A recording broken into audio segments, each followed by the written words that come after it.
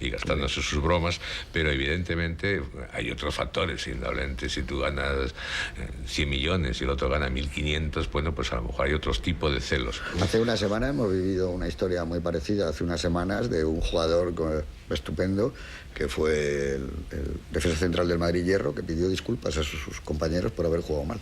Eso claro. Es un hecho insólito. Yo no creo que había ocurrido nunca en la historia del fútbol español. Y pidió disculpas porque el día del Bayern Múnich, que no había estado a la altura.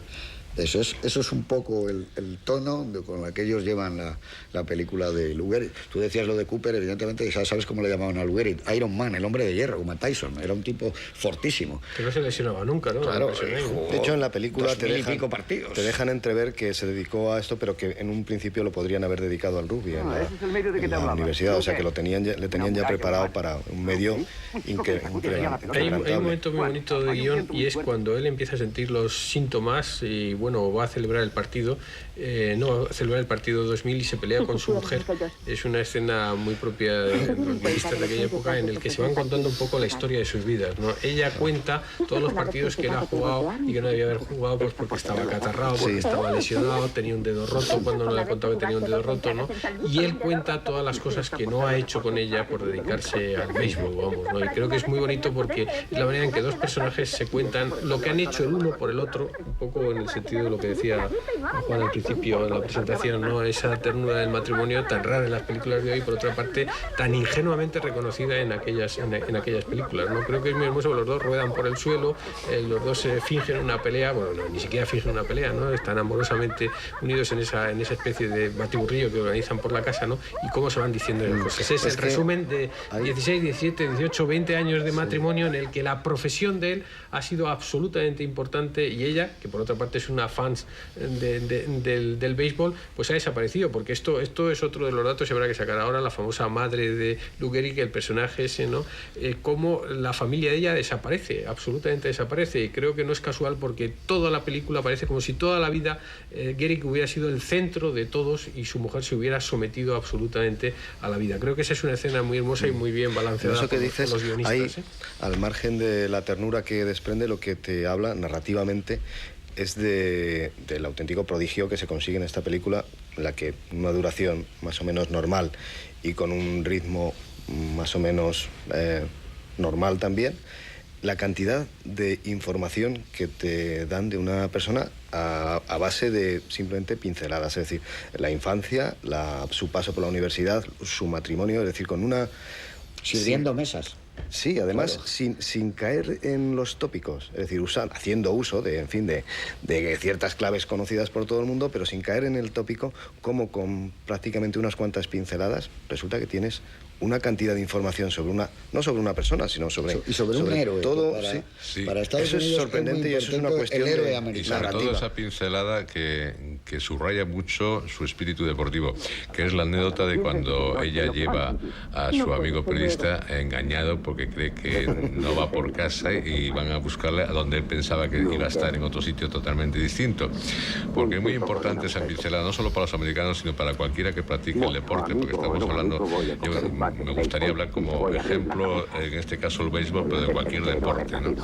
Y aquí, pues todo el mundo y grandes deportistas han tenido que empezar jugando en los barrios con pelotas de papel hechas con prensado y con cuerdas con lo que podían, y después, bueno, y los balones de ahora son muy recientes, pero hace poco había que andar atando la vejiga y el pitorrito que salía, etcétera, etcétera, desde el otro día.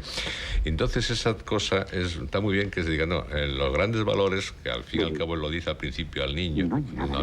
Más o menos cuando alguien quiere intentar algo lo consigue si pone toda voluntad en ello, pues está presente con esa elipsis de presentárnoslo a él entrenando y volviendo a sus principios a aquellos niños en un barrio, ¿no? Que es una clara exposición de no solo su entrega al deporte que quiere, sino su pasión por ese deporte, y que también quiere ayudar a los demás a desarrollarlo. Habla indirectamente de algo que, bueno, debe ser típico también en todos los deportistas, que es su fidelidad, digamos. Es decir, primero te deja la posibilidad abierta de que haya una infidelidad con respecto a su mujer, para luego cerrarla completamente. Es decir, ya a partir de ese momento ya sabes que este hombre no solo es modélico en otros terrenos, sino también en el terreno matrimonial, al menos en ese sentido, en el sentido de la fidelidad. Que es una película que es muy compleja narrativamente, es decir, que usa soluciones fáciles para problemas muy gordos y lo consigue con una sencillez. Probablemente no en vano el director es un señor que empezó en los tiempos donde se... Y como dice Eduardo, hay muy buenos escritores detrás de la historia de Paul Gallico, y la película trata, además, por eso fue el gran éxito de la RKO del año 42 y una de las 3 películas más taquilleras casi de esa época, de entre el 40 y el 45, porque están trabajando sobre elementos que es el héroe americano, que ellos, eso siempre les ha gustado mucho en Estados Unidos, el héroe. Bueno, acordaos, y éramos unos niños muy pequeños, y es la primera referencia que yo tengo del béisbol, lo que debió ser en Estados Unidos, cuando la gran estrella del cine, Marilyn Monroe, se casa con la gran estrella del béisbol, que es Joe DiMaggio. Eso es una cosa asombrosa. O sea, se habían unido 2 leyendas americanas vivas, en espejo de la gente. Era Marilyn, era DiMaggio, era una cosa tremenda, claro. Hay una novela de Raymond Chandler, no recuerdo cuál de ellas es, en que la trama se basa fundamentalmente en los récords que va consiguiendo DiMaggio en un verano en la sesión fuerte. Sí, cuando van haciendo los home runs y estas cosas. Efectivamente es algo muy, muy importante, ¿no? Bueno, el año 98, que yo estaba me pilla en Nueva York, toda la parte desde el 15 de agosto hasta la primera semana de septiembre, cuando baten el récord ellos de Roger Maris, que primero había sido Babe Ruth, fíjate tú, pero Babe Ruth es en los años 40, era no ya el New York Times, el USA Today, sino bate el récord y se pone delante Maguire, pero luego Sammy Sosa. Y luego Maguire, y luego Sammy Sosa. Era una cosa tremenda, y batieron los dos el récord de largo, y luego lo batió definitivamente Maguire, que hizo ya, no sé, casi 60 y tantos home runs de esos que llaman ellos. No me extraña que novelistas, como tú estás diciendo, Raymond Chandler, utilizan eso para centrar una época. Sí, no sé si es el largo adiós o... Sí, en el largo adiós. Me parece que es el largo adiós. Y además logra, como hace siempre Chandler, entreverar muy bien en la acción esa referencia, que claro, es evidente que no es una referencia mitológica, pero cotidiana, ¿no? Un escritor que ha escrito muy bien de deportes, que es Philip Roth. Ese tiene una novela que es El lamento de Portnoy, donde hay un capítulo que él describe cómo su padre le contaba lo que supuso para él el béisbol y cómo le explicaba jugar, que es maravillosa la novela de Roth.